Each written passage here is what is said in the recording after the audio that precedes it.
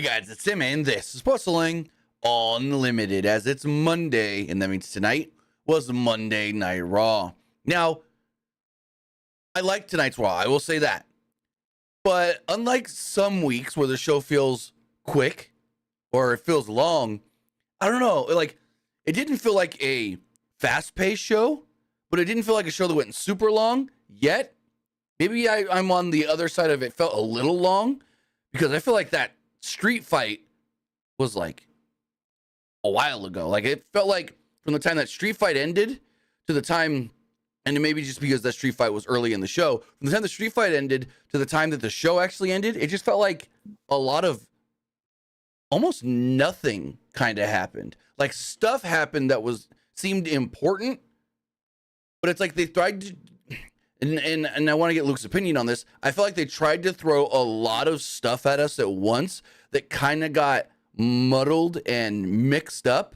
And it's like the Gunther stuff. Where the hell is that going? We're getting a multi-man match, a ladder match. Like, they did a lot with Gunther. They're like, this guy wants to face Gunther. This guy wants to face Gunther. And then a lot of just like, oh, now they're going to have a Becky-Liv rivalry leading up to WrestleMania. And they threw a lot at us that kind of confused me as to, okay, what's the actual direction?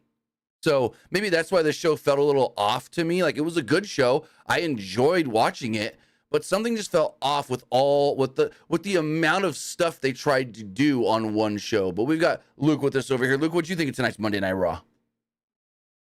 Like you said, I mean, I thought it was a good Raw. I wouldn't say it was a great Raw.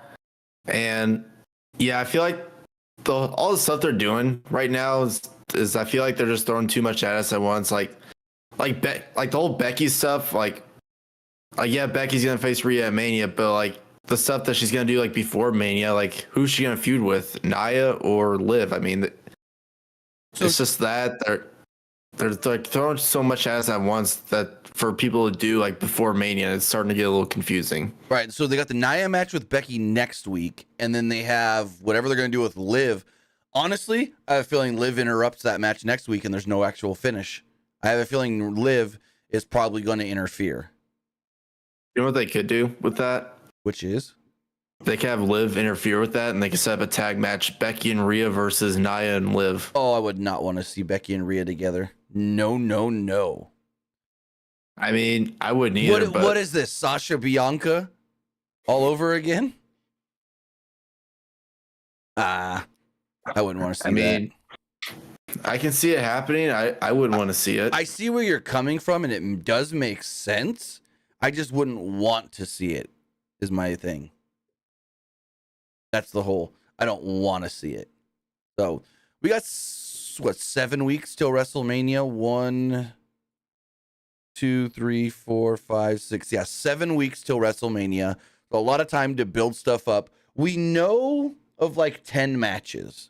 Before, I'll read these off. I did a video today that talked about 10 potential matches for WrestleMania. We know Cody and Roman. We know Io and Bayley. We know Seth and Drew. We know Rhea and Lynch. Those 4, 100% confirmed, announced. Then we also know, most likely, Logan Paul and Randy Orton, AJ Styles and LA Knight, Jey Uso and Jimmy Uso, and then the possible tag match, Rock and Roman versus Seth and Cody. Then as far as other matches that could happen, I was saying Gunther and Sami Zayn, but now I'm changing my mind to possibly Gunther and like 4 other people. I feel like, because it's probably going to be a member of Judgment Day, whether that's Damian Priest or Dominic Mysterio,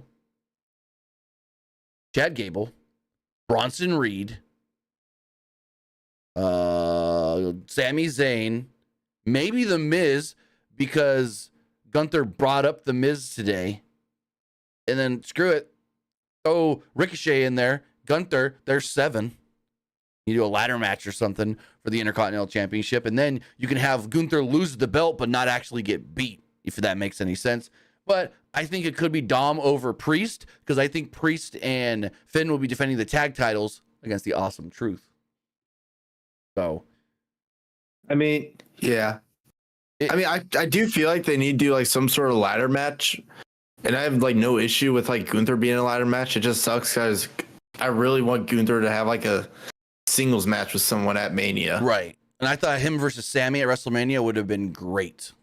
It would have been great. I feel like if there was going to be a ladder match, I feel like it should have been Logan Paul, but yeah, but he's probably going to face either Randy or honestly, I feel like for Logan Paul, he's probably going to do a triple threat against Randy and Kevin Owens. That's a possibility, yes.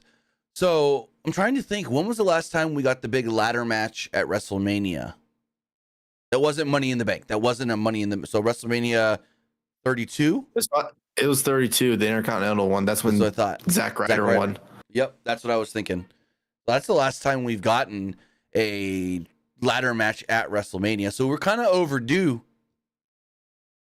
We'll see. They got, like I said, 7 weeks to build it up. So technically they've got 8 more SmackDowns and 7 more Raws, because they still have this week's SmackDown to get through. So plenty of time to build all that up. And with that, I want to say thank you for joining us here. Twitch.tv/PWU Unlimited, YouTube.com/Pro Wrestling Unlimited, and podcast services all around the globe like Stitcher, Spotify, Google Pod, Apple Pod, Anchor, iHeartRadio, and so much more.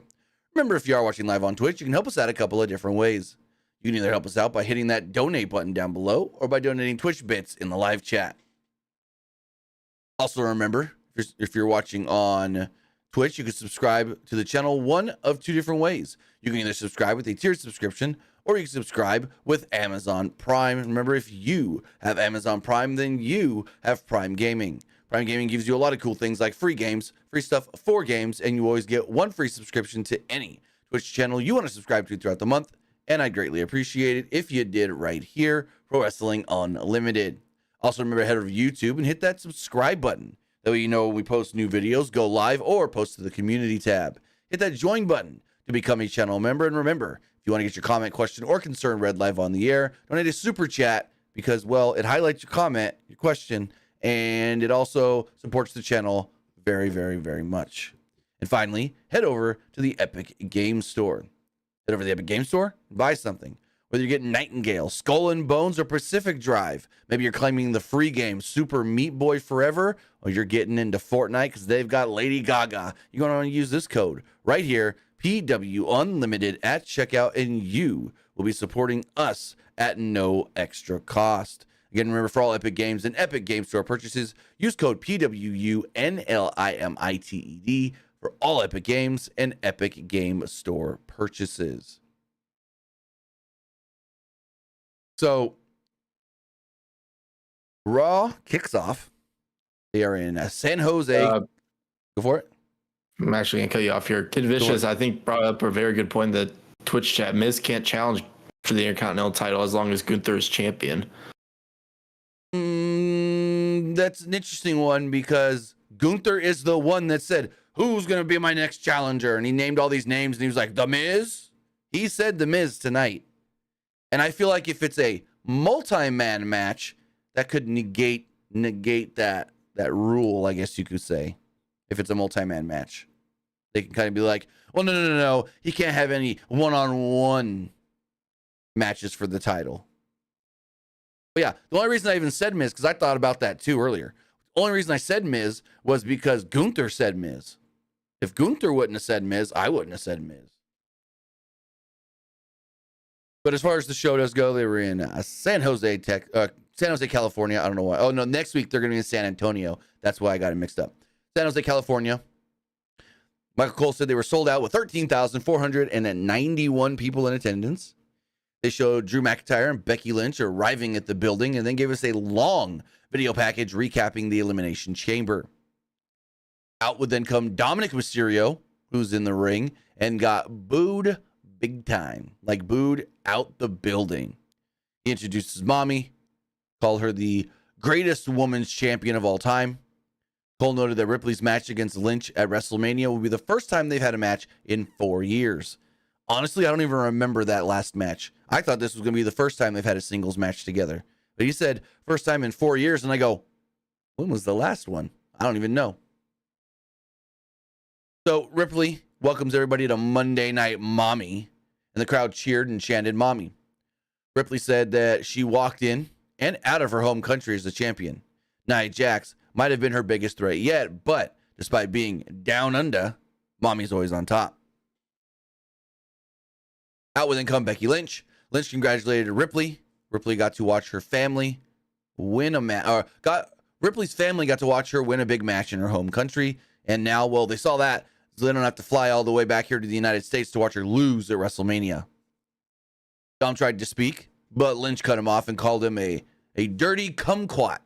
And Pat McAfee goes, "What did she call him, Cole?" He's like, "I don't know." She said if mommy wouldn't put him in his place, maybe the man should.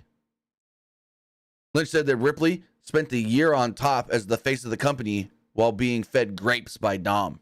But during that same time, Lynch was the backbone, the heart, and the soul of WWE and became a Grand Slam champion and did it all while writing a bestseller book. Lynch said that she could do it all, including beat Rhea Bloody Ripley. Ripley then told her not to disrespect her Latino heat ever again. Ripley said that it was about time Lynch won something to get her close enough to her level. Ripley then said the man always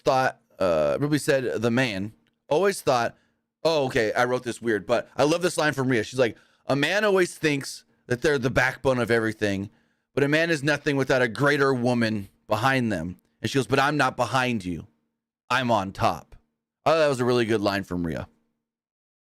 Afterwards, Rhea left the ring. Nia Jax attacked Becky and gave her a couple leg drops. She went to give her the Annihilator, and Pat McAfee let us know 7 guys had to come out to stop Nia Jax.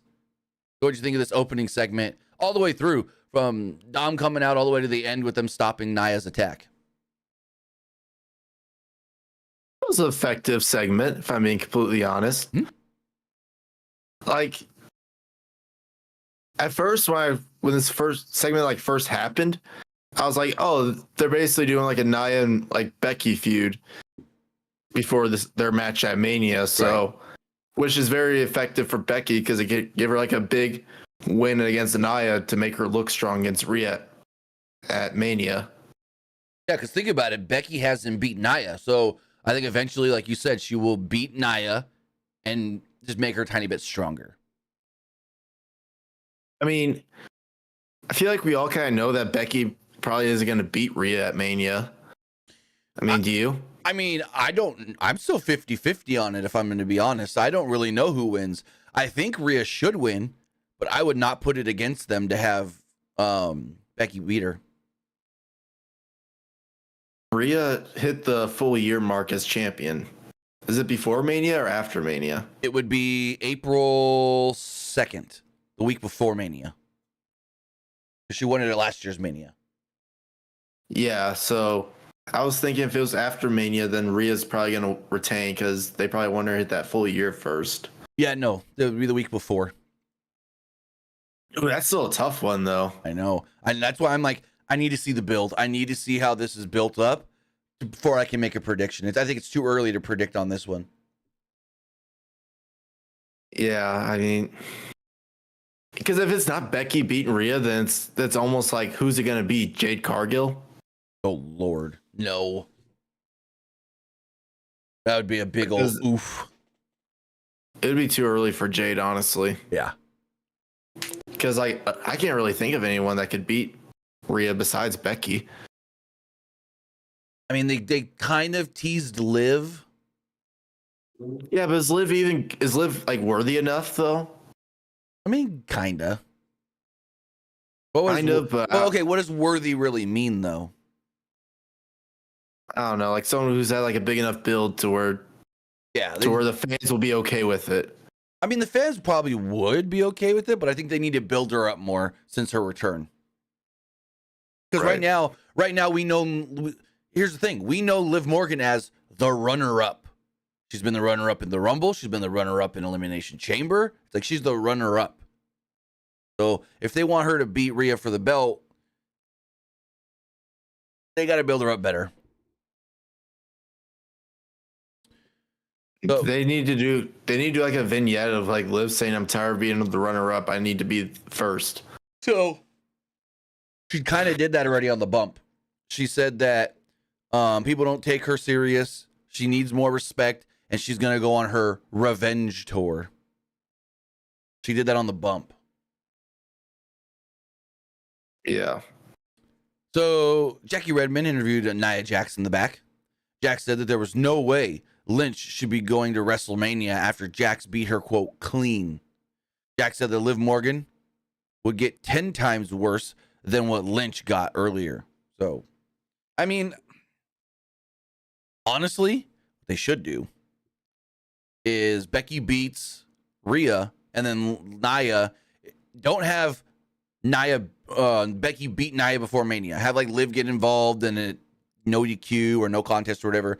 And then so Nia still has that victory over Becky. And so once Becky wins the belt at Mania, if she does, boom, you've already got Nia right there as her first challenger built in. That's something I think they could do.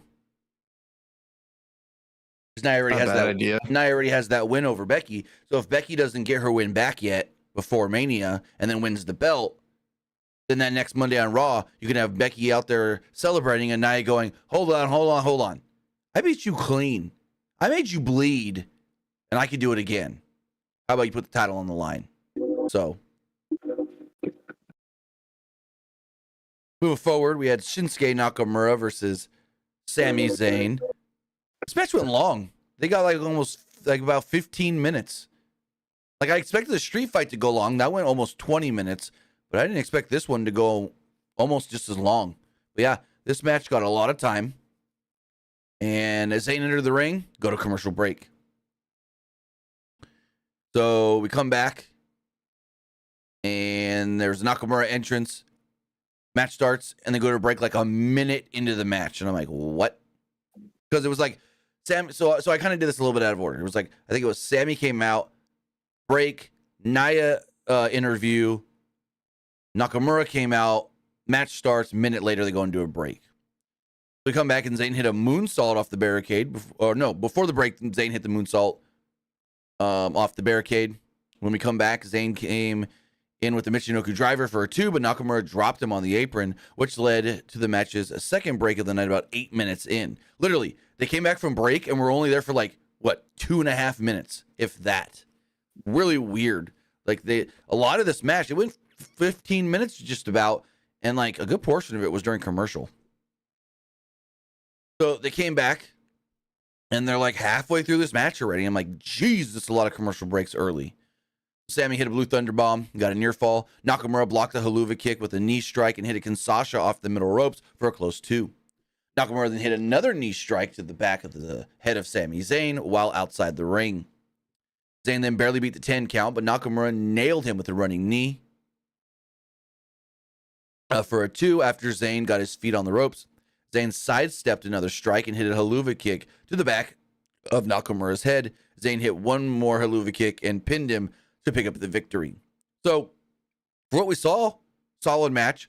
These two always work really well together, and I liked it. What'd you think? Oh yeah, I really enjoyed the match, and I think Sammy really needed the win here, especially with how they're building him up right now. So I think it was a good win for Sammy. And this wasn't the last, I would say, it wasn't the last we saw of Sammy tonight either. Really interesting of what they're going to do with Nakamura next, unless, going up to me, they just be like, hey, you're going to be in the Battle Royal if they decide to do it this year. Right. Yeah, because if they were to do the multi-man match for the IC title, Nakamura wouldn't fit because he's been losing too much. Yeah. I mean, you could say the same about Bronson Reed. I mean, he's lost the last few of his matches. True. Look that up really fast. Bronson Reed cage match. Or Ivar. Oh, Ivar would be good in this. Oh, Ivar in a ladder match. If it's a ladder match, oh man. But Ivar just lost to Chad Gable though. True. Or what if it's not a ladder match and it's a gauntlet match? Do you know what we haven't seen in a while? Huh. A championship scramble. Oh Lord, I haven't. Well, I mean, technically, isn't that what the Iron Survivor is, but with a little penalty box? I mean, yes and no. Similar, because championship scramble, they don't keep points, right? They don't keep points. If you get the win, then it's all right, you're the champion now. Yeah, you're the champion now. So can you hold on to that belt before the time expires? That's why Brian Kendrick used to say, "I'm a former WWE champion." So That's what the championship scramble is, because then there'd be like 5 seconds left, and you're like, oh, I'm the champion. Then someone can hurry up and get a pinfall. Yeah. So looking at Bronson Reed, he won a match a couple weeks ago on Main Event. Won a couple matches on Main Event. Well, okay. So he's 1, 2, 3, 4, 5, 6, 7. So since last November, he's worked 7 television matches and only lost 2. He lost a match to Jey Uso, and he lost a match to Bobby Lashley to qualify for Elimination Chamber. So he's 5-7 in the last on television in the last 4 months. Not bad. I mean, half of those wins came all on Main Event. I mean, he would fit pretty well in the ladder match, though. Yes, he would. I mean, it's not the first time he would beat in one. I mean, he was in one back when he was in NXT. Yeah, my whole thing is like looking here at his cage match. I would have expected him to have worked more matches, even just this year. He's only worked 8 matches in 2024 so far. And I mean, of those 7 I said, one was a WWE speed match that we haven't even seen yet back in December. Because that's not supposed to start till the spring. Like, those matches aren't supposed to start airing for a little while now.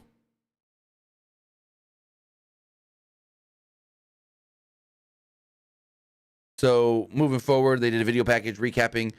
Well, here's my thing. They're recapping the New Day and Imperium and their feud. Have they really been feuding for 2 years? Michael Cole said this feud goes back 2 years. I can't remember 2 years, maybe a year. I can't remember these teams feuding for the last 2 years. Like, when did Gunther go to the main roster? Was it 2022? I think so. I can tell you when his last NXT match was, and that'll kind of give us a clue. His last NXT match was against Braun Breaker. Yeah. Like after Stand and Deliver. I was trying to get the date on that. It was lost to Braun Breaker on April 5th, 2022. Then didn't have a match until he showed up on SmackDown August 4th. No, never mind. I hate how Cage Match does this. It goes day, month, year instead of month, day, year, and it throws me off. So, yeah, he worked NXT, and that Friday he was on SmackDown. So, April of 2022. Yeah, and like, he didn't really feud with Kofi or Woods during that time, though. And then not even 6 months later, he won the Intercontinental Championship. Well, right about 6 months later. So, yeah, he's held that belt for.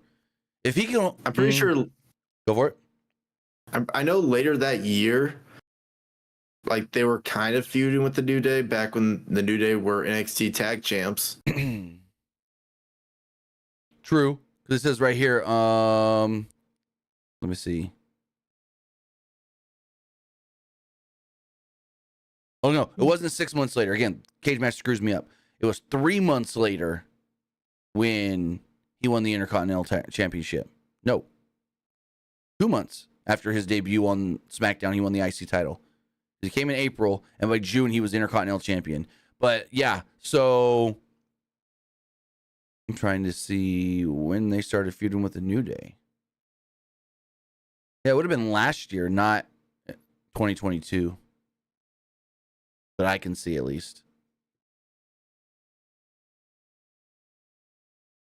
We got that. That was after New Day appeared this morning on Kind of Funny Games Daily. They're in San Francisco. Then Michael Cole told us we got some news pertaining to WWE 2K24.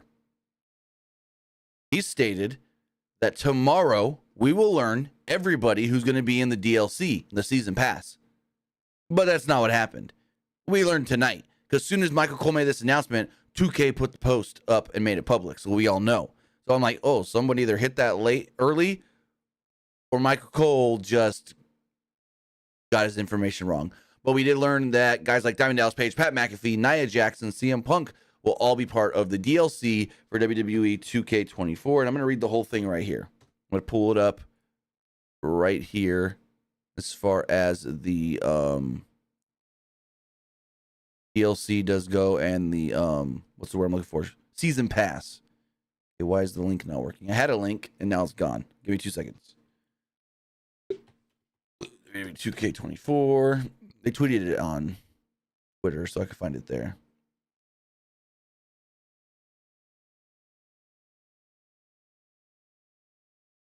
Wait, what? Oh, no, that's not what I want. What? No.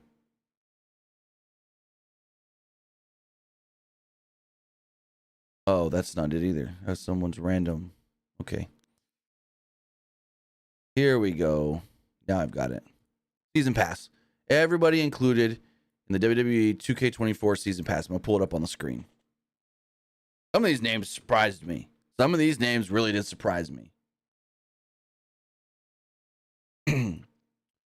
As far as the season pass does go, we see DDP, Kyrie saying the Dudley Boys. Post Malone is going to be a playable character. CM Punk, Carlito, Pat McAfee, Lex Luger, Jade Cargill, Mr. Perfect. So as far as the packs do go, first off on May 15th, it's the ECW Punk pack with CM Punk, Bubba Ray Dudley, Devon Dudley, Sandman, and Terry Funk. Then My Faction content, ECW Paul Heyman manager card, and then a superstar card for all included in the DLC. Go to DLC 2 on June 6th. It's the Post Malone and Friends pack. Post Malone, Sensational Sherry, Mosh, Thrasher. We're getting the goddamn headbangers. Honky Tonk Man. And then Jimmy Hart as the manager. And we'll get superstar cards for all of them. DLC 3 coming up on July 24th. This is the biggest one, I think. The most interesting. Pat McAfee. Pat McAfee. Playable co-host. Stay tuned for more. So we're getting like freaking Tone and Boston Connor and stuff as playable characters in WWE 2K24. What? Like, it's got to be Boston Connor. Got to be Tone Diggs. It's got to be all the guys, the base 3, and then maybe I doubt they add like Darius Butler or any of the other like guys that are only in there once or twice a week. I think it's Pat and the main 3. Oh, and maybe AJ Hawk, because he's on every day too. So then we got the Global Superstar Pack on September 20th. Jade Cargill, Nia Jax, Michelle McCool, Carlito, Kyrie Sane, Lyra Valkyria, Dragon Lee, which is interesting. I thought Dragon Lee was in the base game because they like gave his rating and everything already. We've seen screenshots, which is weird. And then superstar cards for all of them. And finally, on November 13th, they're spreading this stuff out big. November 13th, we're getting Diamond Dallas Page, Iron Sheik, Mr. Perfect, Great Muta, Lex Luger, and then superstar cards for all of them. So, yeah, this is going to be very cool. We're getting 1, 2, 3, 4, 5, 6, 7, 8, 9, 10, 11, 12, 13, 14, 15, 16, 17, 18, 19, 20, 21, 22, 23 to 25, maybe a little more new wrestlers, and then 1 new manager in Jimmy Hart. Because we don't know how many people are going to be in the Pat McAfee pack.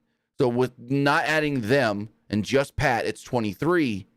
So if they had like 3 more, then that would be 26. Maybe it's 26. So we're getting 24 basically more wrestlers after launch, which is cool. All you gotta do is buy the season pass or just get the deluxe edition of the game. Any thoughts on any of the DLC? I mean, Jade Cargill is kind of a surprising one. Yes and no. She's been around long enough, at least signed, to where it's like, yeah, that makes sense. Right, but she only had 1 match, though. True. But I get what you're saying. I thought it was funny when Michael Cole goes, I've known this for a couple months, Pat. I got to record commentary for all your moves. He goes, what? And he goes, do you even know what your moves are, Pat? He goes, no, I don't.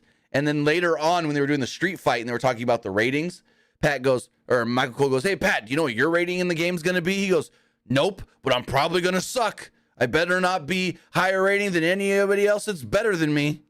That was funny. He's like, it's like, if I'm higher rated than some of these guys here, they're going to be pretty mad. That would be an interesting one. What's Post Malone going to be rated? What's Pat McAfee going to be rated? I'm sure Post Malone will probably be like a 78 or a 79. So, but here's my thing. I've always felt like whatever you're rated doesn't really matter. It's the skill level of the player, to be completely honest. Really? And honestly, if you have the game, you can literally just boost up that wrestler for however rating you want. So it doesn't really matter. That's true. I mean, I feel like people take the ratings a little too seriously. Like I will say if there's anyone who had like a really low rating this year and didn't deserve it, it's probably Austin Theory. He has 72. Gargano went down this year for some reason. Well, Gargano said a lot of people like went down this year. No one really went up. Well, no, I saw quite a few go up. I saw quite a few go up a couple points. Not a lot of people went up though. Too many people went down. True. Like LA Knight had a big one. He went to an 88. Yeah. So we move forward. Like Karrion Kross, he's on a 75 right now. I'm like, Jesus. Yeah, but it's like he hasn't do anything really. Like, when's the last time he had an actual match that showed that he should be in the 80s? He's got like 5 moves, and he barely ever wrestles. Oh, yeah, they're not even really using him, though, a whole lot. I know. He just attacks Bobby Lashley every week. Which there's a 6-man tag we can see at WrestleMania. Bobby Lashley and the Street Profits against the Final Testament. Actually, there's two 6-man tags we can see at WrestleMania. Bobby Lashley and the Street Profits versus Final Testament, and the LWO versus Legado. Which, if you are we already going to see that one though? LWO and Legado? Yeah, aren't we getting that on SmackDown already, or have already seen that? I mean, technically, but not with Ray. Well, we don't even know when Ray's coming back. Ray thought he was going to get cleared for Rumble, and he's last word last week was, I think Meltzer said he's close. Like, it could be any time now that Ray gets cleared. Moving forward, we had a squash match, the minute and a half. Raquel Rodriguez and Chelsea Green. Before the match, Green said that she would have won the Elimination Chamber. She was in it instead of Raquel Rodriguez. She mocked Rodriguez for flying all the way to Australia just to lose, and she was a bigger loser than the San Jose Sharks. And hey, don't mess with the Sharks. Match, nothing happened. Raquel got all the offense, basically. Clothesline, follow-away slam, the Tejano bomb. There we go. Raquel Rodriguez beats Chelsea Green in less than a minute and a half. What'd you think? I mean, Chelsea was great on the mic. Chelsea's a goddamn TV star. I mean, Chelsea had a great promo, but not a lot to the match, really. Right. What if Chelsea had a promo moment at Mania? Oh, give her like a celebrity thing where like she's cutting a promo and a celebrity comes out and like, shut up, bitch, and slaps her or something. Or like do something with a wrestling move on her. Or do something with a legend. Or like, what if she like interrupts a celebrity or something? They like bring out someone to like beat her up, like a Jade Cargill. That'd be funny. Like not like the celebrity beating up Chelsea, but like let's say like they bring out someone to beat up Chelsea, and that's like Jade Cargill, for example. Yeah, I can see it. I mean, it would fit her. It would fit it. Mm-hmm. Really? No, it'd be perfect. Because last year it was the Miz that was like confronting like Snoop Dogg, and then Shane So he and Snoop were co-hosts, and then he had the thing with Shane, and then he had the thing with Pat McAfee. He wasn't supposed to fight Snoop Dogg. That was a complete audible when Shane tore his quad. It was supposed to be, Snoop Dogg was never supposed to physically get involved in anything, and they all called an audible on the fly. Which, more power to all of them. So moving forward, Jackie Redmond interviewed Sami Zayn, who said that he needed tonight's win. A loss tonight would have devastated him and just made his road to WrestleMania that much harder. But the win tonight reaffirmed his belief that he is a contender and has a path on the road to WrestleMania. Then up would come Ludwig Kaiser and Giovanni Vinci. Kind of just looked at them. They looked at him. They walked off. Gunther then walks up, looks at Sami. Sami looks at him. Gunther laughs. And as Gunther's walking away, Sami slightly chuckles as well. So right there, I'm like, oh, Sami Gunther. But then they just kept saying, oh, you want to fight for the IC title. Oh, you want to fight for the IC title. And then Gunther's like, I got this guy and this guy. It's got to be a multi-man match at this point. But here's my question. So we know the original plan was Brock Lesnar. If that was really the original plan, and then we end up getting a multi-man match, what else may have gotten changed? Like, what was Sami originally going to do? Probably fight Drew because it was supposed to be Seth and Punk. But then, like, what was Bronson Reed supposed to do? What was Chad Gable supposed to do? What was, anybody else going to get added to this match supposed to do? So that's another big question of, if this becomes the big multi-man match, what else got changed? Now, again, they were building up pretty hard Drew McIntyre and Sami Zayn, so I believe that was going to be a direction as well until they had to pivot to Drew and Seth. I mean, I think originally it probably was supposed to be like Sami versus Drew because since like Drew didn't really re-sign yet, so they probably thought this would be like an easy one. Yeah. But I mean, Bronson Reed and like everyone else, Probably Battle Royal guys. but then they were like, you know what? Let's make it a multi-man. I mean, I like it. If that is the route. I mean, it looks very, very likely that's the route we're going. So, yeah. Well, you don't sound too enthused by it. No, like I have no issue with it, but like again, like I feel like with Gunther as such like a great IC champion, I really wish it would have been like a singles match. Because he's last year was a triple threat. Last year was triple threat. I just feel like this year need to be the year where he has like a singles match at Mania. Well, because here's my whole thing. I want whoever beats Gunther for the title to actually beat Gunther and it means something. If like Sami goes in there and pins The Miz, what does that really mean? It still makes Gunther really strong. Yes. I mean, but it's a good way to make Gunther still strong, but at the same time, it's like, yeah, you won the IC title and you took it off Gunther, but you didn't pin him or make him tap out. Right. And I want whoever beats Gunther for that title to look very strong and be elevated in a way. And I think beating Gunther after 600 and some odd days with that belt is a great way to elevate somebody, even if it's somebody we've seen around for a long time. So it's like, I kind of wish it was a singles match with somebody pinning Gunther. I mean, they don't really have to beat Gunther at Mania, but still. Yeah. Unless it already... For all we know, Gunther walks out still a champion. I mean, he probably holds that title all the way to Berlin. Which, I mean, that might be the plan. If they do a multi-man, that almost tells you that Gunther's probably going to retain. A good chance. Hell, have him hold the title all the way to Berlin and drop it to Dragunov in his first main roster match, where Gunther just keeps beating all these people, and then Dragunov shows up and goes, hey, remember when I beat you back in the day? Because that's why I thought the Braun Breaker match would have been perfect. Because Braun was like, didn't I send you packing from NXT? I beat you in your last NXT match. Like, he could have easily done that, but he's on SmackDown, so what does it even matter? Yeah, I feel like SmackDown probably needed Breaker more, though, than Raw. Yeah. I mean, yeah, because Raw do you really think they do? Do you really think they do something with Braun Breaker at Mania? I doubt it. Ooh, probably not. I have no clue what it would be. Probably not. I'm trying to think what he can do.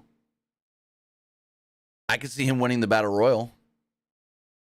Like when they did it with Baron Corbin, where it's like, oh, this guy was a big name in NXT. Now he comes to the main roster and wins the WrestleMania Battle Royal. Big things are ahead for him. I can see that. Braun, like, eliminating 10, 12 guys or something like that, getting a ridiculous number of eliminations and then winning. Screw it. Put him in the men's battle royal and have him eliminate everybody. Give him all the eliminations to make him that big of a monster. Okay. I would go that far, but give him like the most eliminations. Just Yes. do like towards the end where there's like 6 or 7 people trying to eliminate him and he just eliminates all of them. I'd like that. We go to the back. Kathy Kelly's interviewing Cody Rhodes. She wondered if challenging Go for it. Or here's the thing, maybe if they do like a superstar shakeup or a draft after Mania, they could send him to Raw and maybe have him challenge Gunther. They could, but that would feel weird. Why put him on SmackDown for such a brief time? If the plan was always for him to be on Raw, then why not just put him on Raw now? You know? Or let's say they do a draft and then God. Well, no. Here's what they could do. Here's what they could do with it. Here's what they could do with it. If Nick Aldis and Adam Pearce are still kind of like trying to one up each other, Adam Pearce can be like, "You signed Braun, but then I stole him in the draft." Yeah, that's what I was about to say, but I couldn't think of Adam Pearce's name. Yeah, they could do something like that. And then maybe on SmackDown they could be like, "Well, remember when you signed Andrade? Well, I'm going to steal him from you." Not a bad idea. So Kathy Kelly interviewed Cody Rhodes in the back. She wondered if challenging The Rock was a smart strategy this close to WrestleMania. Rhodes says that it wasn't really about strategy. It was simple. Rock slapped him across the face, so he challenged him to a match. Rhodes looks forward to The Rock's rebuttal this Friday on SmackDown. You see The Rock is going to work the next 3 weeks? He's on every SmackDown for the next 3 weeks. Yeah, I saw that. Working more than Roman Reigns. I mean, they're really trying to like play up this thing of him being in the bloodline almost. Right. Like that SmackDown's already sold out. They're already promoting that SmackDown sold out already. This upcoming Friday in Glendale, Arizona. Then the next Friday they'll be in Dallas, Texas, and then the Friday after. That's probably gonna be. I can see that selling out. And then those next ones after this one are gonna sell out easy. So they go Glendale, Arizona this week, Dallas, Texas the following week, and then Memphis, Tennessee the week after that. And all three have The Rock. Rock said he'd be on all those shows, so we'll see.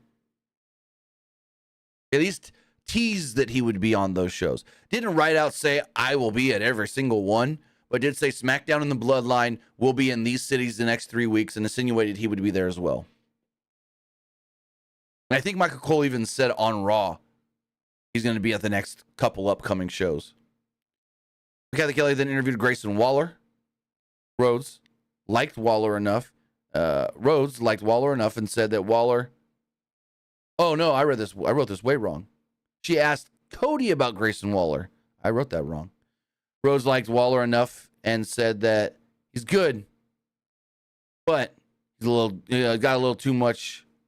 What did he say? A little too much for his own good.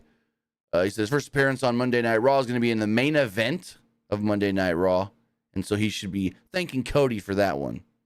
He said that he also gave him scoops on the Grayson Waller effect every time he's been on there. Then we got Gunther.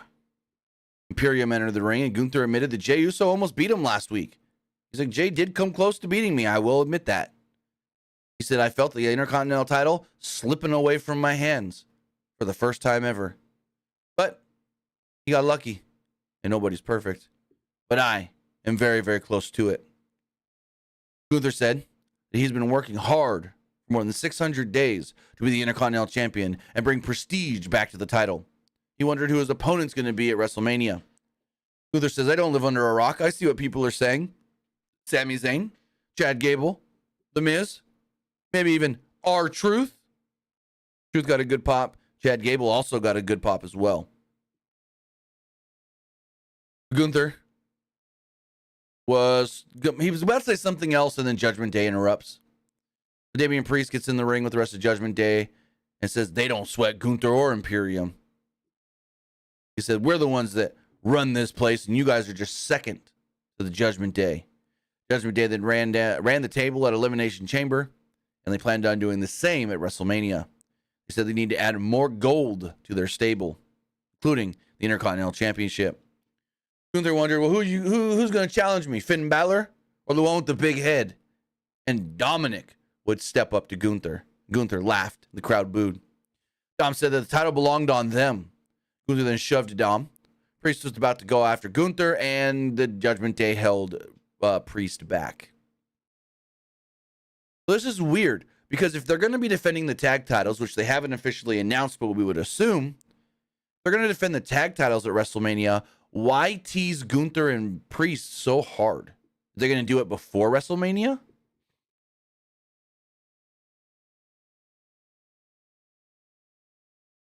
It would have to be before WrestleMania. I don't know. Because, like, here's the thing. Like, after Mania, that's when they start building up new stuff. They don't really, like, continue a whole lot of stuff after Mania. Right. Because after Mania, that's the part where you, like, start building up stuff that's new, not stuff that's, like, really continuing. That, I mean, we might get, like, one or two things that's, like, really continuing after Mania, but like,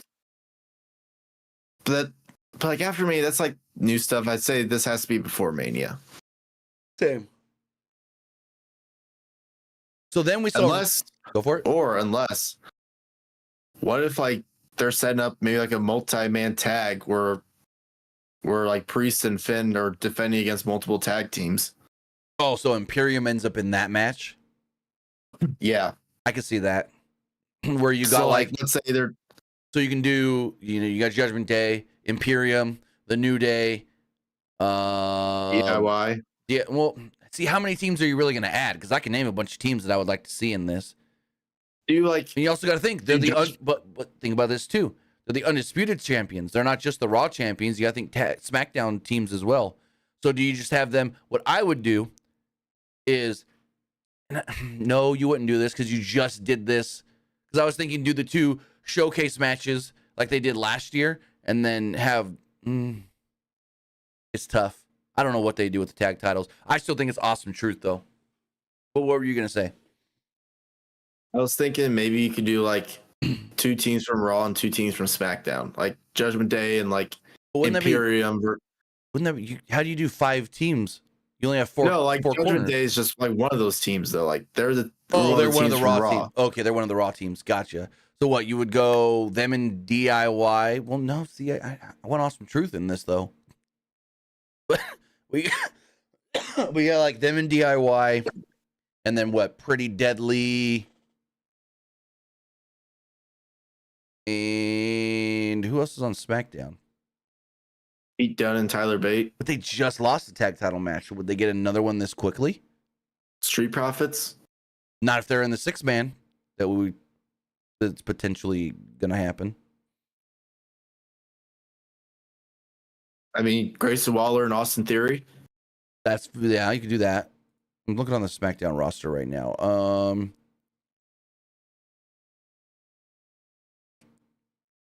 Let's see.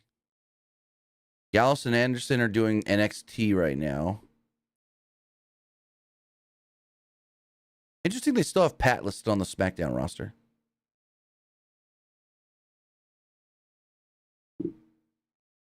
Yeah, really, all you got is Tyler Bate and Pete Dunne. Or the Good Brothers. I mean, you got Grace Waller and Austin Theory. You've got Cruz del Toro and Joaquin Wilde, but I think they're already going to be doing stuff. Since Alexander and Ashanti the Adonis, they're building them up as a new team. It'd be too early for them. You got Angel and Berto. I still don't understand that name change to just Berto. Yeah, I don't understand that either. Or what if Sheamus comes back and then they do Sheamus and Ridge Holland?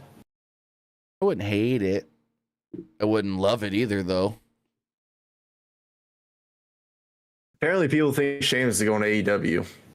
He's got time on his contract still. some reason people want to see a reformation of like the League of Nations, but in AEW as a more serious group. I don't know why, but that's started getting passed around on Facebook this weekend. I'm gonna tell you right now, there's a lot of fake wrestling news on Facebook. Like, oh my God, more than you would even imagine. All the fake wrestling news on Facebook. How the hell would you even get wrestling news from Facebook anyway? On different groups and stuff. Different groups. And then But that's not really good. That's not really a good spot to get wrestling news. no, though. it's not. But then people will read it and then come to me and go, hey, did you see this? Why didn't you report on this? And I'm like, because it's not true. Trust me, I get it a lot.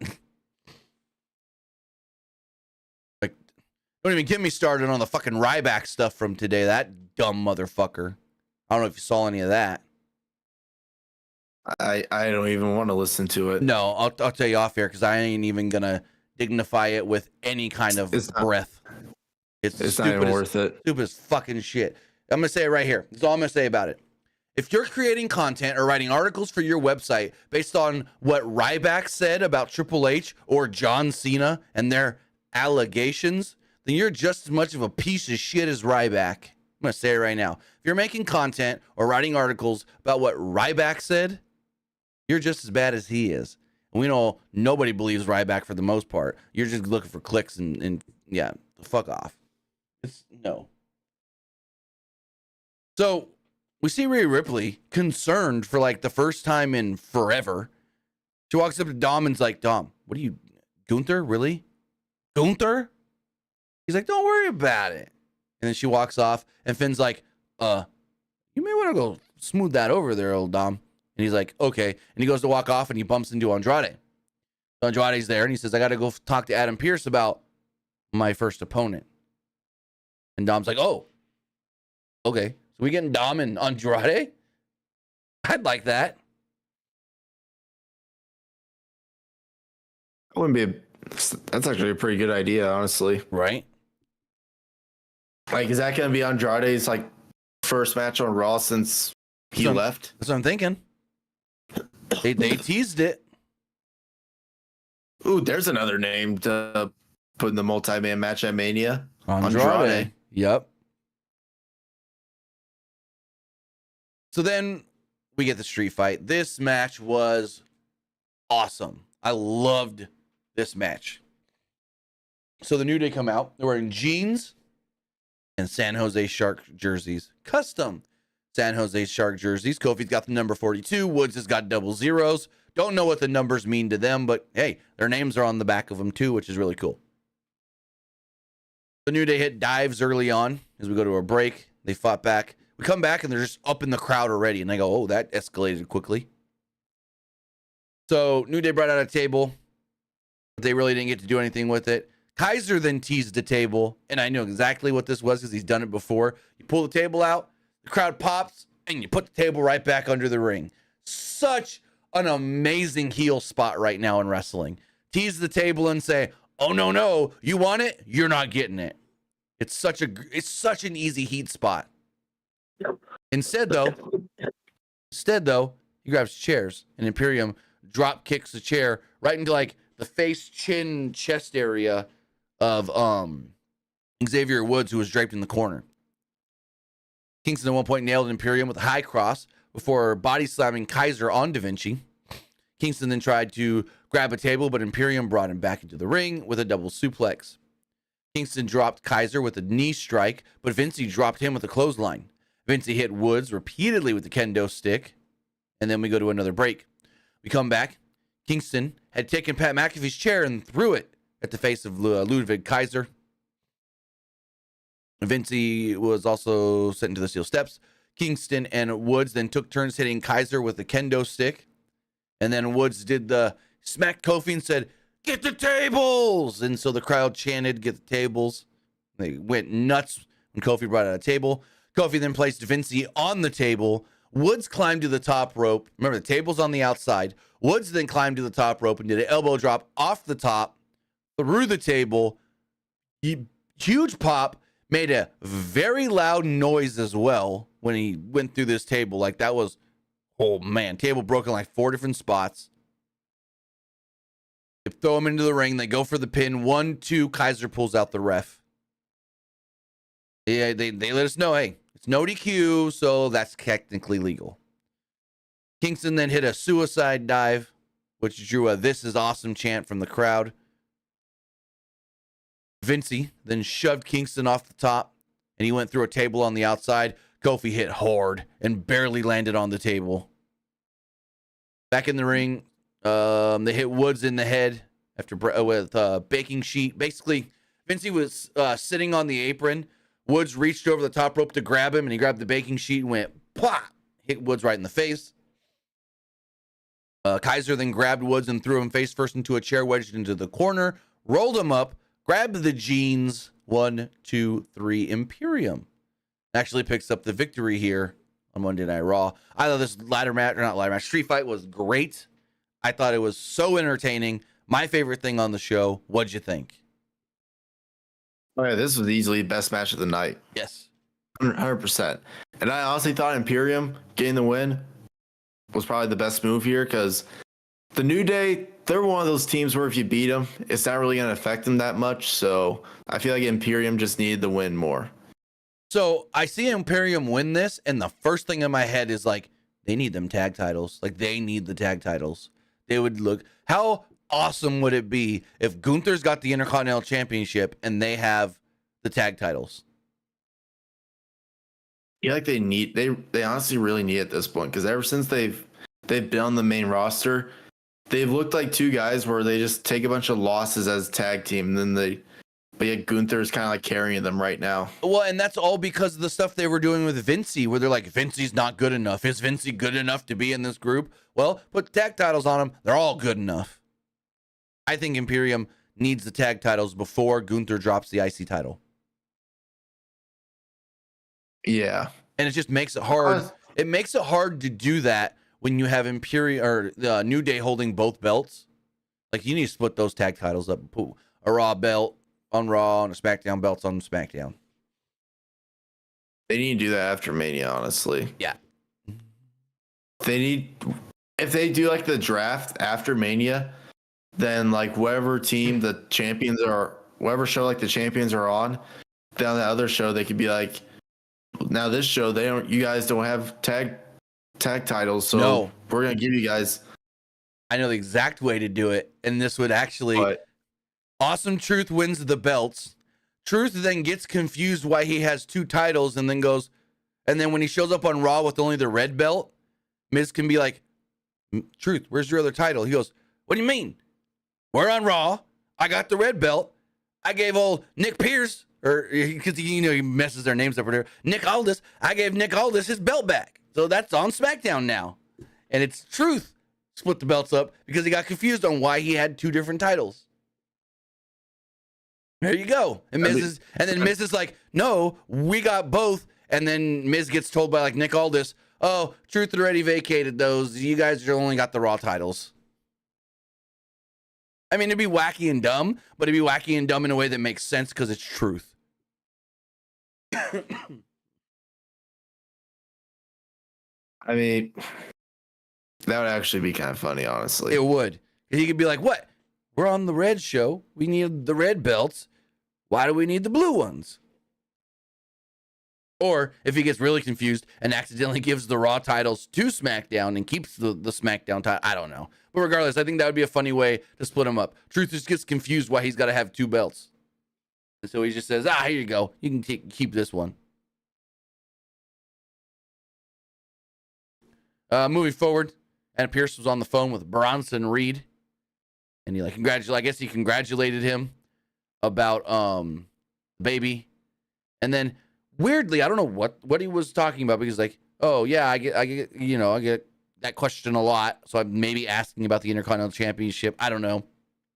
And then Gable shows up and shocked the shit out of me. He's wearing a suit.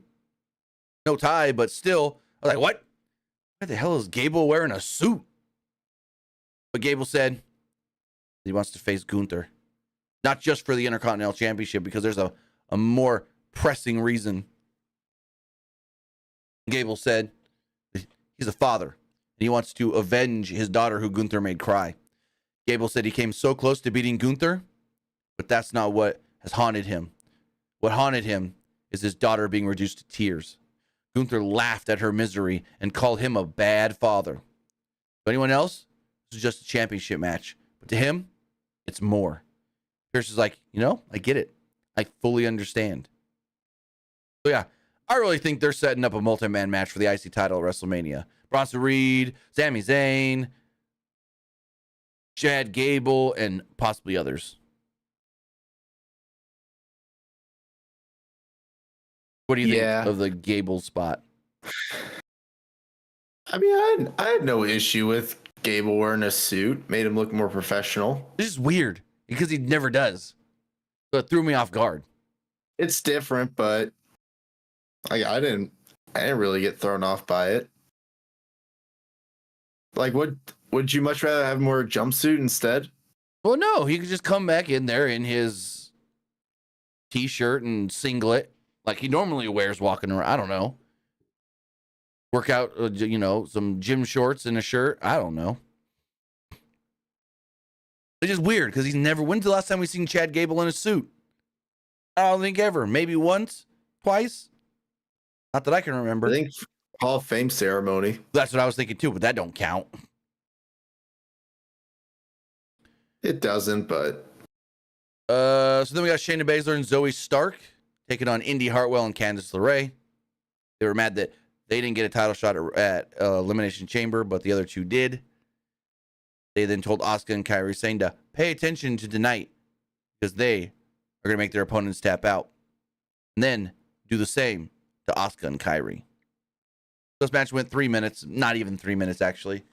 Went less than 3 minutes, and not much really happened. Baszler and Stark got the heat on LeRae until she tagged out. Hartwell was briefly on offense until Baszler made the blind tag and Perna careful to clutch and made her tap out. So there we go. They're really building up that Shayna and Zoe are going to challenge for them women's tag titles. Wouldn't hate it. Me neither. I don't see them winning though. Nah. Unless they did like a fatal four-way match where like the Kabuki Warriors were defending. Right. Like 2 teams from SmackDown, 2 teams from Raw. So you can do Zoe and so you can do Zoe and Shayna, Kaden and Katana, and then Kabuki Warriors and I don't know, Alba Fire and Isla Dawn. Yeah. Now I will say, last weekend at the live events, they were doing Asuka versus Mia Yim. And Asuka had Kairi in her corner, and for some weird reason, Mia had Zelina in her corner. So instead of like Alba Fire and Isla Dawn, you do Michin, Mia Yim, and Zelina Vega? You could, but I would assume that if they do anything with LWO and Legado, Zelina would be involved in that because of Elektra Lopez. But it was just weird that Zelina came out with Michin. Like, I didn't understand that at all. She did both nights last weekend. I mean, it's only a live event. Doesn't really mean anything. Right. The Truth was in Judgment Day's clubhouse when he was approached by Johnny Gargano, Shawn Michaels, Tommaso Ciampa, Triple H, and The Miz. Truth thought Gargano and Ciampa were Shawn Michaels and Triple H DX. They said Truth was always cheering them up. And also, good to see Miz got out of that locker room that he was locked in. Miz, did you see that on social media? What? So, before the show started, Miz jumped on Instagram and was like, so we're in one of the small little locker rooms. He didn't say who else was in there with him, but there was other people in there because you can hear him talking. He's like, we're in one of these little locker room areas, and I closed the door, and now it won't open. They're literally locked in a room.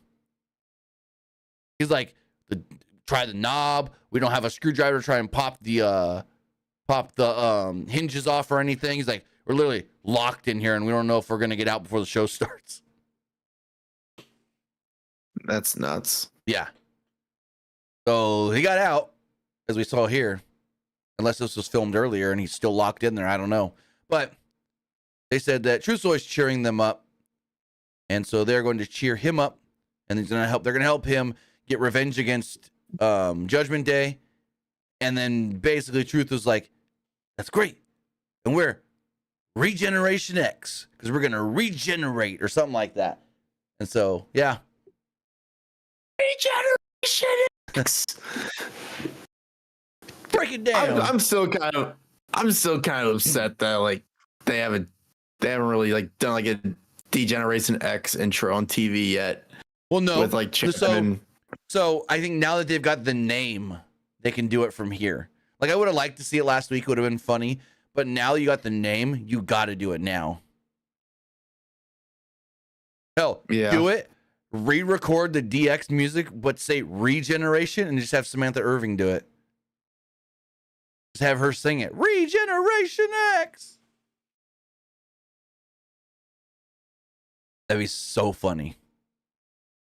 I want to see freaking Johnny and Ciampa coming out throwing glow sticks. But it was funny because Ciampa kept asking him, he was like, "Are you ready? Are you ready?" And Trish is like, "Yeah. What, Triple H? What, get the game?" But yeah, it's funny because like Ciampa is also kind of like a modern day Triple H because right, like the fairy tale ending is basically almost like the pedigree, modified pedigree, yeah. But I thought it was funny because he kept asking him, "The truth, are you ready? Are you ready?" So then we had Drew McIntyre, Seth Rollins segment. McIntyre entered and slapped hands with fans in the front row. Started his promo with, "We did it," which was kind of funny. McIntyre wanted to thank everybody that put their hands together and prayed for this. Did this happen because of them? Drew versus Seth at WrestleMania. McIntyre admitted that he felt like crap. He was in the chamber match first, was banged up, and felt jet lagged. He ruptured his eardrum. And he's done this before. So Drew McIntyre has suffered a ruptured eardrum before, but only missed like a week of television. He said, though, that the doctor told him he could miss WrestleMania. And he told the doctor, "Who do you think I am? CM Punk? Nothing's going to stop me from making Mania." I suffered a ruptured eardrum once before. It sucks, but it's not like super bad or anything. Nah, I don't think it's that bad. Yeah, when I suffered it, it wasn't so. And then, like I said, Drew suffered it before. I think in like 20. I know he suffered it once before. Hold on. I think it was 2022.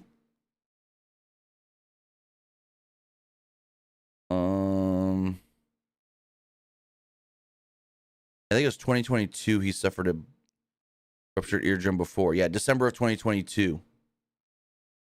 It was Roman Reigns. Okay, here it was. Roman Reigns and Drew McIntyre both suffer ruptured eardrums in the War Games match, Survivor Series 2022. That's what it was. But McIntyre sat cross-legged in the middle of the ring. He knew it hurt Punk to miss Mania and probably killed him to see McIntyre in his spot in the world title match. McIntyre wanted to do something for Punk. He knew Punk was straight edge and didn't drink. McIntyre drank twice as much on his way home for the both of them. McIntyre then said, "Well, now we got to hear from Seth. Seth Rollins, come on out." Rollins said that McIntyre finally had the opportunity to win the title in front of the capacity crowd at WrestleMania. But Rollins is going to stand in his way, not allow it to happen. McIntyre said, "You're right." Rollins said, or he said, you were right. Rollins was in his way, but he was a hard man to beat. So is McIntyre. And Seth's like, "I beat you twice now." McIntyre said that he wondered why Rollins was getting involved in other things. He's like, "Why are you going to SmackDown? Bloodline has nothing to do with you. Why are you getting involved in the Bloodline?" He said, "You don't even need to worry about SmackDown. We need you as our champion here on Raw." McIntyre wanted Rollins at 100%, and dealing with the Bloodline could hurt that. Could make him not 100%.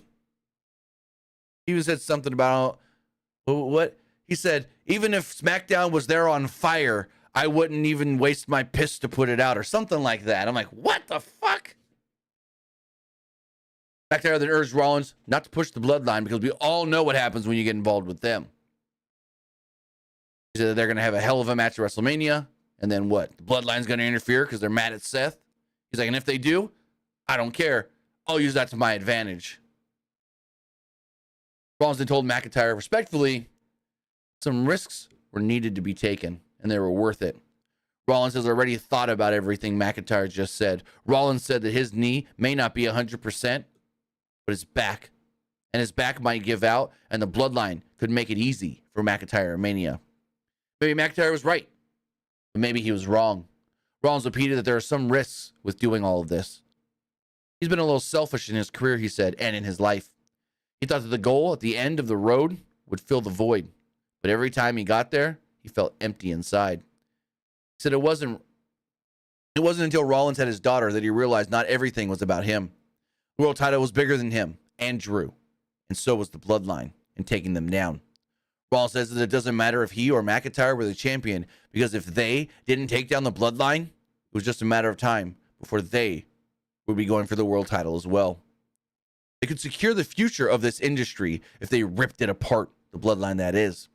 Then it would just be Rollins and McIntyre and Mania with nobody else to get involved. Rollins reiterated, again, risks are worth taking. So basically, Seth now feels like he's got to help take down the bloodline, or they're going to screw him at WrestleMania and help Drew. What do you think of this whole segment? I felt like it was a tiny bit long. It was a tiny bit long. I feel like it was honestly just more bloodline more than like Seth versus Drew. Kinda. They really made it seem like that Seth cares more about like ending the bloodline than his match against Drew. Exactly. Yeah, I get that. So that's why maybe fans might not take this match seriously. Mm-hmm. Like, do you think that's the case? Well, I mean, yes and no. I think they'll take the match seriously, but I do think Seth is too preoccupied. Honestly, Seth's too preoccupied with the bloodline, to where I think that's going to lead to Drew winning. I think Drew wins. I think Drew wins the belt. He has to. I mean, it's time. Someone's got to take that title off of Seth. I mean, Seth, in my opinion, he's kind of felt like a lackluster champion, honestly. A little bit. I feel like Drew would do more with it though than Seth would. Moving forward, we had an 8-minute match that ended in a disqualification. Liv Morgan and Nia Jax. Not a big fan of this match. Morgan went right after Jax, but Jax nailed a Samoan drop and put Morgan in a stretch muffler and slung her face first into the middle turnbuckle. Jackson went for a leg drop on the apron, but Morgan dodged it and followed her up with a suicide dive. Jax was in control after a break, but Morgan avoided a senton and hit a missile drop kick. Morgan followed this up with a code breaker for her too. Morgan dodged a charge and went shoulder first into the post. It didn't matter because Jax caught Morgan and dove off the apron. She dove off the apron and threw her into the ring post. This is when then Becky would jump in, attack Nia, and cause the disqualification. So actually, technically, Nia wins because she attacked Nia. Nia wins by DQ. Anyways, probably, yeah. Lynch slammed Jax's face repeatedly into the announce table, but Jax managed to get away as the refs held back Becky. They then showed Liv sitting up against the announce table, just super pissed off, and she looked very exhausted here. Like, I don't know what it was, but Liv, like, she looked almost out of it and tired, but pissed off at the same time. Yeah, I felt like this was a nothing happening match that went 8 minutes and then ended in a DQ. I didn't care about this match at all. What'd you think? I mean, it was kind of just there just for like Becky and like Nia's stuff to like further build up. Well, it's also teasing something with Liv and Becky too, as we see here in a moment. So go to the back, and Kathy Kelly interviewed Grace Waller and Austin Theory. Waller said that Rhodes disrespected him in his home country. Rhodes attacked his boy Theory, and Waller did everything he could to stop it. Yeah, okay. Sat there and watched. Waller would disrespect Rhodes in his house tonight, and the bloodline would pick the bones. Theory still didn't look too happy with Waller because, again, Waller didn't help. Michael Cole then gave his condolences on the passing of Ole Anderson, who passed away today at the age of 81 years old. That's very, very unfortunate. And then, where was I? I just lost my notes. I scrolled too far. Here we go. Becky Lynch then told Adam Pearce that she wanted a match against Nia Jax. She wouldn't be able to focus on her Mania match till she ended Nia. Pearce is like, all right, you got it. Next week. Morgan then confronted Becky. Morgan said that she was in the middle of a match, but knew that Lynch didn't care. Morgan told Lynch, not everything was about you. Do you think we get Liv and Becky before Mania? Fans online want them to add Liv and make it a triple threat. Please, God, no. People online were trying to get We Want Liv to trend because it worked for Cody. Not the same thing at all. It worked for Cody because Cody was told you're getting the Roman match and then they changed it on him. No one ever told Liv you're getting this and then they changed it on her. It's not the same thing at all. But what do you think this Liv Becky thing's going to be? Stupid. The whole Liv stuff is kind of stupid. Yeah, I haven't been a fan of it, really. Fans are just... I mean... I don't know. She's popular. She's got a good fan base, and they want to see her in big matches. But it's like a creepy fan base. Oh, trust me, I know. I got one guy that's I'm not even gonna mention it. I got one guy that messages me and goes, "You see how good Liv looked tonight?" Like every time she's on TV. I'm like, why are you messaging me this? I'd like, block him. Oh, yeah. People are just creepy down bad for Liv. Yep. So they tell us that Jey Uso is going to be a special guest on Jackie Redmond's hockey podcast this week. I think Pat goes, I don't know how much Jay knows about hockey, though. Then they sent it to Jackie Redmond and Jey Uso in the back. Redmond asked how he would rebound after last week losing in the Intercontinental title match. Jay said that he would keep on being him. He's going to be him every day, every week. He said he was this close to becoming Intercontinental champion, and every time he came that close, he comes up short. Every time he was trying to win a title, do something positive and bring himself back up. Came up short, and due to a past enemy on Raw or even his own family. I don't know. He said a lot of stuff here. I didn't write it down right because I didn't know what he was saying. He kind of just like rambled on for like a minute and a half. And then by the end of it, he was like, I got screwed by family. So yeah, Jay just kind of rambled for a little while. You would have thought that he had some libations with Cody again and he was going to start yeeting all over. He kind of rambled like he rambled, not quite when he was drunk after Fastlane. But it was, I don't think he was really drunk. I think they were just more high. No, Cody said that they had some beers. Because Cody said we had some libations in the motorhome, which means alcohol, some beers. But yeah, I don't know. I didn't really get this. Basically, he was just like, I'm going to keep on keeping on. Not even family can keep me down. So, yeah. McIntyre then approached Jay and said, I want you to know from the bottom of my heart, you deserved that. And then they brawled. We learned the next week the two will have a match in San Antonio, Texas. Drew McIntyre and Jey Uso. Also, they then showed us the family that got their seats upgraded to front row. And as they're showing this, I'm looking and I'm like, cool. Family got upgraded to hold the phone. That's Baby Huey. Baby Huey is right behind this family. Baby Huey's going like this, and he's looking around kind of. He looks up at the screen and realizes, oh, the camera's on me. And he starts going like this. He's like, ah! So I tweeted at him. I texted him immediately, and I go, I just saw you on Raw.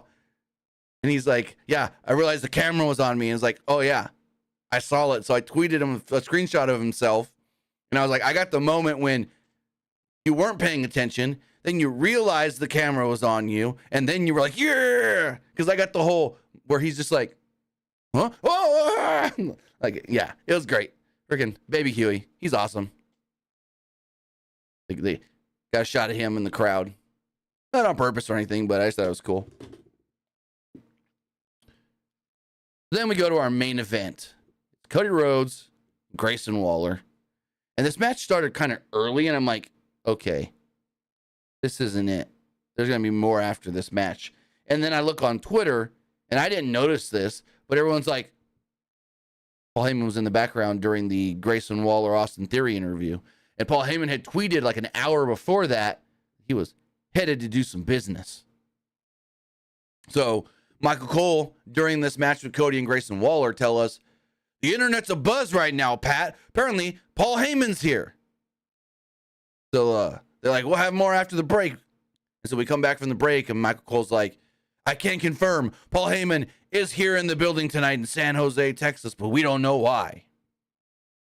So not much happened before the break. Like, him and Cody were just going back and forth or whatever. But after the break, they showed us how Waller took control during the break with a rolling flatliner. Rhodes then fought back with the power slam and a disaster kick for a 2. Theory hit the apron, and Rhodes turned his back to his opponent because he got distracted. Waller then tried to take advantage, but Rhodes wiped out Theory with a suicide dive, sending Theory over the announce desk. Waller then told Pat McAfee to watch this, and Pat's like, watch what? And he tried to go for the rolling flatliner again, but Cody countered it.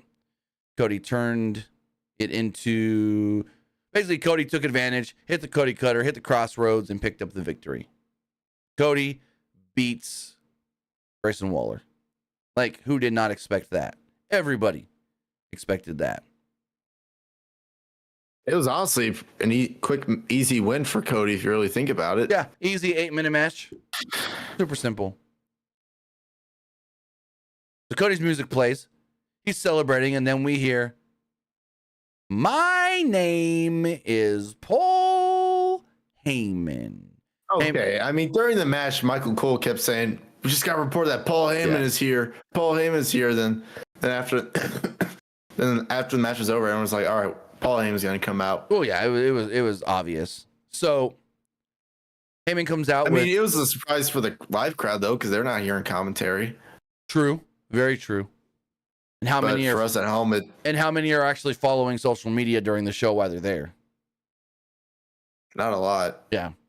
So I mean, I'll try to keep up with social media, but while I'm at a show, right? I know when I was at SummerSlam, I kept up with it. Nice. It was your tweet that I figured out they changed Io Shirai to Io Sky. Oh yeah, I was at SummerSlam. So Paul Heyman comes out. He's got 3 men in suits. They're like his security. And one was former Tough Enough contestant, AJ Kresh. Even though he said, all these 3 men are NYPD. And I'm like, no, AJ's not. I've met AJ at an indie show. AJ was on Tough Enough in like 2018 or whenever that Stone Cold version of Tough Enough was. AJ. Yeah, that was like 2011. Yeah, maybe. That was oh yeah, I'm thinking of a different one, the Page one. Billy Gunn, Booker T, Lita that one. Was anyways. That was 2015. That's when like Chris Jericho was the host. Yeah. I got my dates all mixed up, but yeah, you're right. Chris Jericho was the host, and I think that's when they had the stuff with like Hulk Hogan, and then they replaced him with the Miz. Yep. And then they had that whole skit with the Miz where he like screwed over one wrestler because he put a safety bet on like someone else. Right. So yeah, AJ Kresh was there. AJ Kresh was also the voice of the main character in the WWE 2K19 story mode. And then he's also a Bay Area indie wrestler. He hosts shows and stuff. And The Rock did a web series a few years back. I can't remember the exact year, where it was all about like who can cut the best promos and do promo battles and stuff. AJ won that as well. So yeah, AJ's known in these areas. I will say that for sure. Central California and Northern California, he's pretty well known in the wrestling communities. So like soon as 2011. Huh? Go for it. I was gonna say, soon as AJ walked out there, I go, well, we know Heyman's lying. These guys ain't NYPD. AJ ain't no NYPD. That 2011 like Toughen Up series, that was probably the most forgettable one. Yeah, that wasn't good. Because like that was not a good one. Because the only person that actually turned out good in that one was Cameron. Yeah, and that's when Bill DeMott was running the PC, and it was just, no.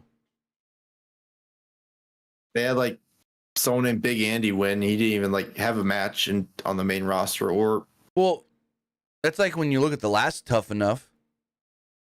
That Sarah Lee girl won, and she did nothing.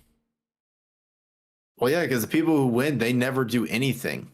Not necessarily. Maven and Nydia won the first Tough Enough, and they were great. That's it. John Morrison won Tough Enough 3.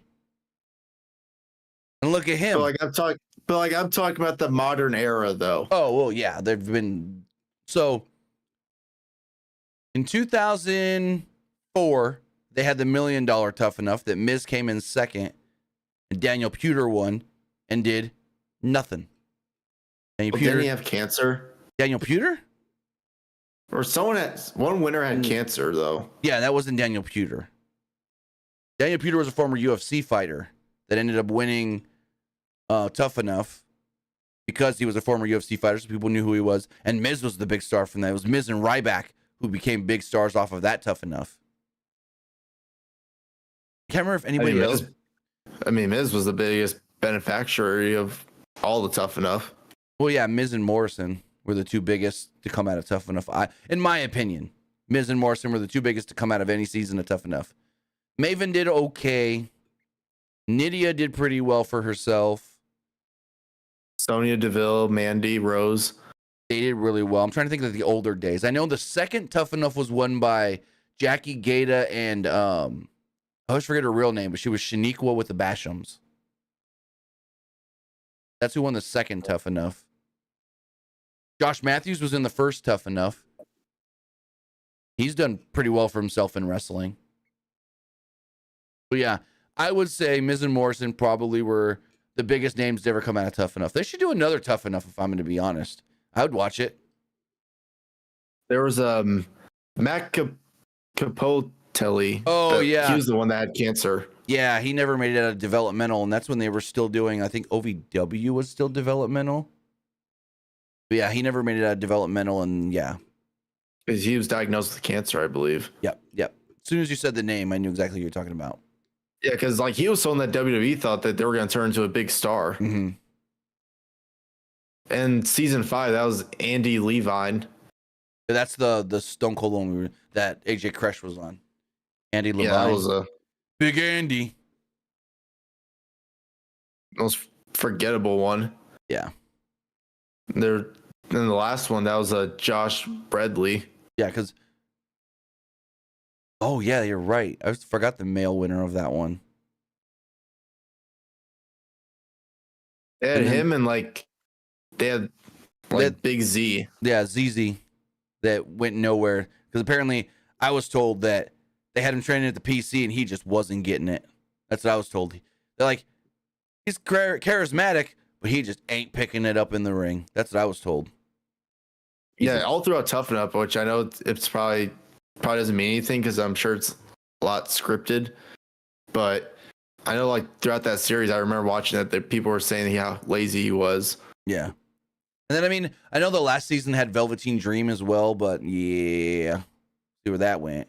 He would have, if he wouldn't have been a shitty person, he probably could have been big in WWE. Did you see his interview with Chris Van Vliet? Yep. And then he showed up on an indie show 2 weeks ago. Apparently he wrestled. Yeah, on an indie show, but they didn't announce him ahead of time. Apparently on purpose. Apparently he got to use his old WWE theme. Yeah, because I don't think it's a trademark WWE song. It's a real song. But in the intro, it said Velveteen Dream, unless they just added it. Oh, that I didn't see. I don't know about that. Well, if you listen to this song, his theme song, there was a lot of parts that said Velveteen Dreams. Well, yeah. I know the WWE one. I didn't listen to the one he used at the indie show. Unless that was an instrumental version of it. Maybe, I don't know. If it was instrumental and WWE didn't have a trademark for it, then he probably used it. Right. Or they're a company that would use Velveteen Dream, so they don't even care about trademark or copyright. If you're a company that's willing to use Velveteen Dream, you don't care about any of that. Who owns... WWE's got to own the name, right? They call them Velveteen Dream. Let me go to the trademark website. Type in Velveteen Dream. Velveteen Dream. Does WWE still have the trademark? The trademark is still live. Yep. Trademark is still live. WWE still owns the name Velveteen Dream. But I don't know. Yeah, I don't think he's anyone WWE will want to bring back. No. Nope. So Heyman comes out. Apparently, like a few months ago, like there were rumors, there were even reports saying that WWE is trying to bring him back, and he denied it. Yeah, no, that wasn't true. None of that was true. Like even Fightful was even reporting that they were interested in bringing him back. Yeah, I never saw Fightful report it though. I'm pretty sure Fightful reported something about him, and then like Patrick Clark came out and said, "I'm not going back to WWE. I haven't contributed anything in wrestling in over like 3 years." Mm. So, as far as Heyman's promo does go, Cody grabbed a chair and said, "If this is a setup for the Bloodline to attack me, let's go." Heyman said that Heyman spoke, but Rhodes cut him off. Heyman said that it was just him and his off-duty NYPD officers. He's like, well, technically they're on suspension, but that's besides the point. I'm like, okay, whatever. Heyman said, I came to San Jose to tell Rhodes that no one was asking for an apology. You knew how insulting it was to get Will Smith across the face. But now, Rhodes needs to keep The Rock's name out of his friggin' mouth. Heyman could forgive Rhodes for taking away The Rock versus Reigns, but The Rock could not. Roman Reigns authorized Heyman to tell Rhodes that he could withdraw his challenge against The Rock or else. Rhodes fired up and said that there was a reason that he hasn't trash-talked Dwayne on the mic yet. Like many of the fans here, he was at one point in time a fan of The Rock. Cody said it came from a family that, well, I knew our next meal came from ticket sales. And if nobody sold tickets, we didn't eat. And The Rock, well, he sold more tickets than anybody. Rhodes says he's fed up, though, and he's not going to play nice anymore. He said if the Bloodline wants to set him up, well, come get me. Heyman then got up on the apron. His 3 off-duty cops got up on the apron. And Heyman said, if you would indulge me for a moment, let me get in the ring and speak with you. And Cody said, no. Heyman got the look on his face like, excuse me? You said no? The 3 officers then got in the ring, and Cody said, if they take one more step closer to me, I'm going to take them all out. Heyman said, well, obviously that doesn't count for me if I try to take one step closer to you. And he puts his leg up to get in the ring, and Cody says, yeah, it does. And so Cody attacks. Cody beats them all down with a steel chair. And there's the one guy. Cody takes the chair and throws it at the guy's face, and I don't think the guy got his arms up in time to block it. Cody then grabs him for a crossroads, takes him down, beats the other guys a little bit more. Paul Heyman then says, call Roman Reigns. Pulls out another phone with The Rock's logo on it and says, call The Rock. That's how the show goes off the air. That was actually kind of funny. I liked it. Cody's all firing up, and the show goes off the air. Can you imagine? Well, they have like Cody's like theme song like playing in the arena, like Paul Heyman's trying to call both of them, right, on speaker. I don't know. Oh, what was he gonna do to call both at the same time? That I didn't get. I didn't get that one either. And the Twitch poll is now live if you guys want to go vote in that. But yeah, overall, it was a good episode of Raw. A little confusing in some parts, like what's this building to? What's this building to? I guess they got a lot of time to fill. So maybe there is stuff that we think is going to be Mania and it's not Mania because they have so many weeks. So we'll see where it all does go. But yeah, that was Monday Night Raw. As far as what you guys thought of tonight's Monday Night Raw, let's pull up the polls really fast. As far as the threads poll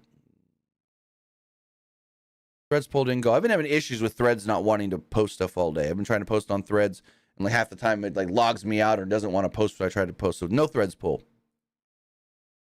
Didn't go through. As far as the Twitch poll does, no, Twitter poll, 61% liked the show, 13% didn't like the show, and 25% thought it was just all right. As far as the YouTube community poll, 73% liked the show, 20% thought it was just all right, and 6% didn't like it. Chris says, glad man was able to crawl out of that room he was stuck in. Person said, Raw's been cooking lately. And that's the only comments. As far as the live poll does go, 71% liked it, 23% thought it was just all right, and 6% didn't like it. Pretty similar. Pretty similar number. Actually, all the same. Almost. And finally, the Twitch poll, 80% liked the show, 20% thought it was just all right. But that, guys, that is going to wrap everything up. I want to say thank you for joining us here. Twitch.tv/PWU Unlimited, YouTube.com/Pro Wrestling Unlimited, and podcast services all around the globe like Stitcher, Spotify, Google Pod, Apple Pod, Anchor, iHeartRadio, and so much more. But Luke, tell them where they can find you. You can find me over at Twitter X at Petke_21, and you can also find me over at Twitch at YoungGrasshopperLuke. With that, guys, have a great rest of your night. Have a great week. We got AEW Dynamite, the final Dynamite before Revolution coming up this Wednesday. So we've got Dynamite on Wednesday, SmackDown on Friday, AEW pay-per-view on Sunday, I want to say. March 3rd is Sunday. So we've got a weekend live stream coming to you as well. So we got a busy week coming up with all of that. Have a great night. Have a great week. And we'll see you next time. Have a good one, guys.